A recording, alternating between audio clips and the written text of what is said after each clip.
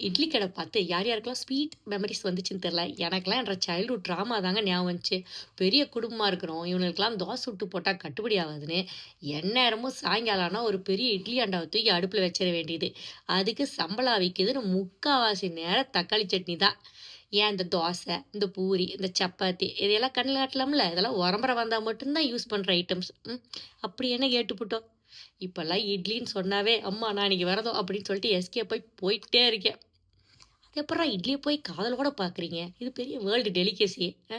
இந்த இட்லி கடையினால ஒரே ஒரு நல்லது தாங்க நடந்துச்சு.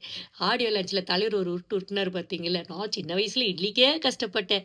அதில ஆரம்பிச்சு, இப்போ படத்துக்கும் அவரோட ரியல் மாமனாருக்கும் இருக்கிற கனெக்ஷன் வரைக்கும் கலர் கலரா ரீல் கன்டென்ட் போட்டு அசத்துறானுங்க நம்மளோட யூடியூபர்ஸு. பேசாம இவனுங்களையெல்லாம் டைரக்டரா விட்டு நீங்க நடிக்கிற வேலைய மட்டும் பார்த்துருந்தாவே இந்த படம் ஓஹோன்னு வந்திருக்கும் போல